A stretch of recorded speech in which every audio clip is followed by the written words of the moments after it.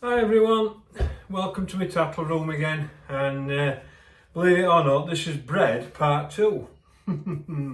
Bread fishing part 2, and I'll tell you why. Because I've learned a few things this last week while I haven't been fishing, while everywhere's frozen up. And one of the things I've learned is one or two people have commented with different ways of putting bread on, and so bread fishing is really important in the winter. And I've been playing about in my tank. Like I said previously, I've got a sad life, so I've got plenty of time to do it. And one or two people showed me different ways of putting it on, and I've been playing about with a few things because I'm not 100% sure now whether my bread's doing what I think it were doing. I've always thought that it popped up, but I'm not so sure that it does now. Most of the time, I think it's inconsistent because when I press bread and put it in my tank, sometimes it sinks and sometimes it floats. So I'm not 100% sure. So I've been trying to work out how to make sure that it does what I want it to do. In other words, if I want it to be on bottom, I can make it go on the bottom. If I want it to pop up, I can make it pop up.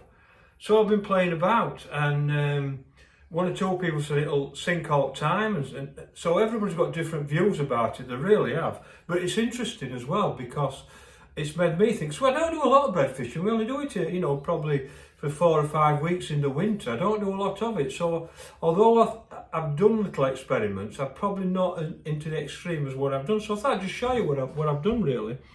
So first of all, here's one that I did half an hour ago, right? Because one of the things I told you on the previous one is believe your bread's on, and that's what you have to do. You have to believe that it's on.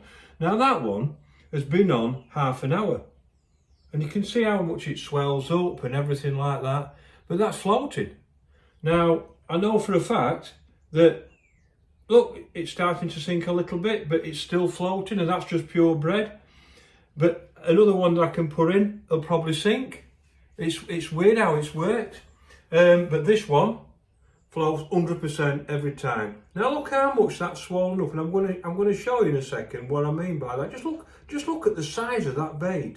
It's quite staggering, really. I almost knew it swell up like that. But that will flow 100% every time, so I can actually have that popped up off the bottom.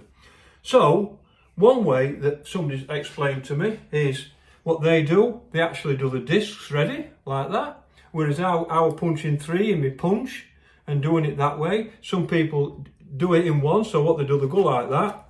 Just press it. And press it out, and there you've got your little disc. You see there, little disc. And what they do with that, they build them up, and they actually do it just before. They do it just before the fish. They pump it out, put it there, and when they wind in, they put it on the hook. And the way that they put it on the hook is a bit like this. If I can find me hook now, where's my hook gone? There you go. Look. And what they do there, you can see that I've got my Allen Taylor knot like that. And all they do then is they get the quick stop that it's going to be on, and you can either you can either use a needle or don't use a needle on this one. And what they do, they get the discs and they pass it through without a needle. Personally, I still use a needle, but this is what people do.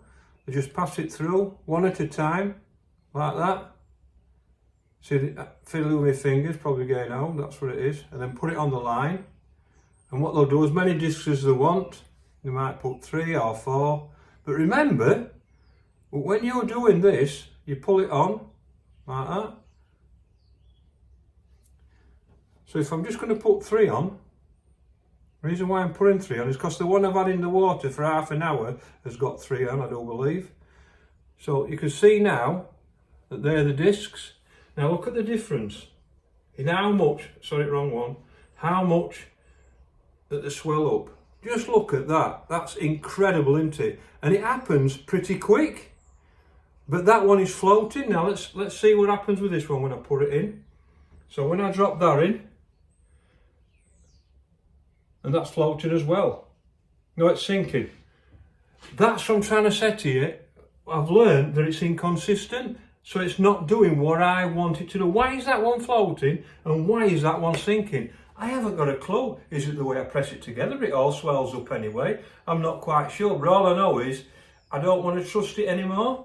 So if I want it to be on the bottom, what I'm going to do is use it as it is now, but there's another way now to make sure that it floats.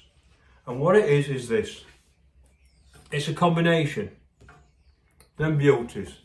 Floating neons. Now watch this, what I'm going to do with this now. If you're going to floating neon out like that and throw it in, it will always float. Always float. So what I've done, I've been experimenting. It's because one of the colours is white. What I'm going to do now, I'm going to get one and I'm going to press it flat.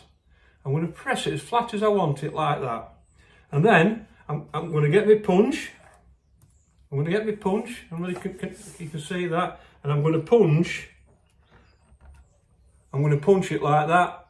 Take the extra off like that. And inside that there's a punched floating neon.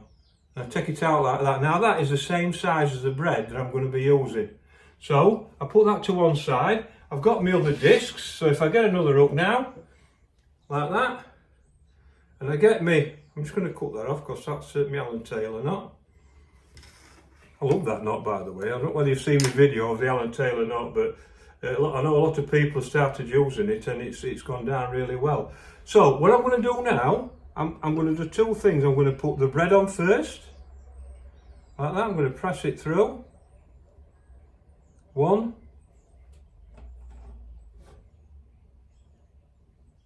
2. So I'm pushing that through. You can use a needle or you can just push it through. But one or two hangers have said that they prefer to do it in the discs, which is fair enough. I've looked at it a different way. It might dry out a bit more and help you float. So I don't quite know. But all I know is, when I look at that and I see one's floating and one's sinking, I want to know what my bait's doing. So that one's come off. So all I'm going to do, I've got 3 on now. Now the last one I'm going to put through is going to be the punched floating neon, like that. And all I'm going to do, I'm going to put that through, like that, push it through, like that, and pull it out. So I've got 3 punch bread and a floating neon on. Now then, or a punch floating neon. There you go, there you can see it. So I've got 4 pieces, now watch this, like that, floating. That is always going to float. You can't make that sink, honestly. So I know when I cast that in, even though there's only a little bit of floating neon, it's going to sit up off the bottom where I want it to do. So if I want a bait that's off the bottom, I know that I can't make that sink. It's nearly impossible. It's only a little bit of floating neon, and it's the same colour as the thing, and that'll swell up. I mean, look at the difference in them. Them two there. That one's been in for half an hour and that one has just been put in. And you can see the difference in how much the bread swells up, but it's still floating.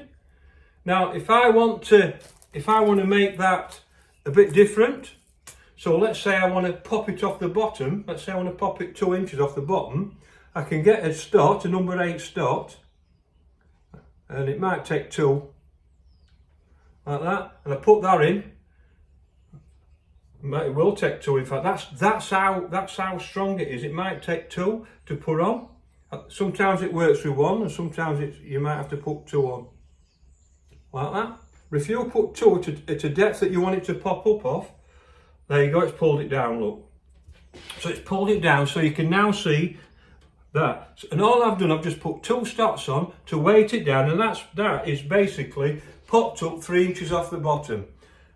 I think that's a winner. I haven't used it yet. I haven't been and tried it. I can't wait to go and try it. But everywhere's frozen up at the moment, so this is why I've been actually playing about in my tank. But the nice thing about that one, about it being popped up like that, is it's popped up, but because the floating neons on the bottom bit, which is the furthest away from the hook, it's going to pop up like that.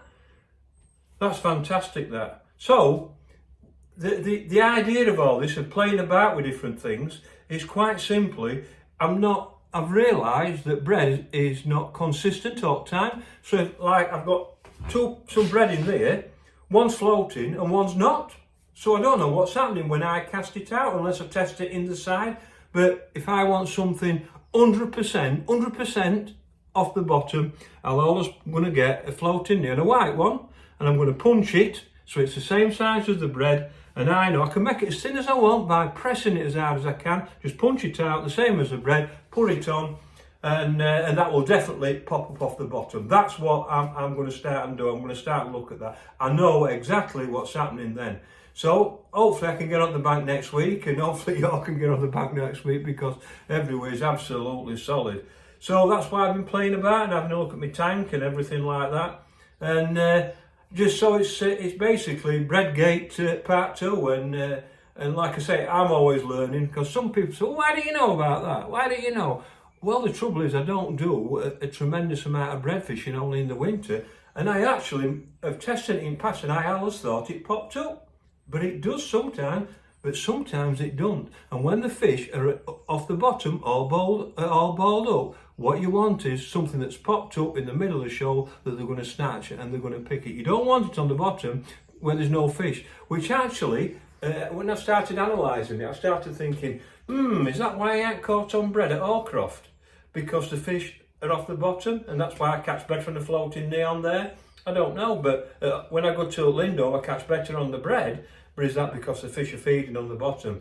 Answers a lot of questions in my head, I'll be honest with you. So I'm quite happy. Can't wait to try that, but just get some white floating neons and try them and mix them in with your bread. I suppose really you can, when you punch it, you can actually put it in the middle and make it like a bread sandwich or a Fulker bait sandwich. I don't know, but I'll tell you one thing, I can't wait to try it, because I think that'll work, especially when the fish are on the bottom and you want a popped up bait. I hope that helps a bit, lads.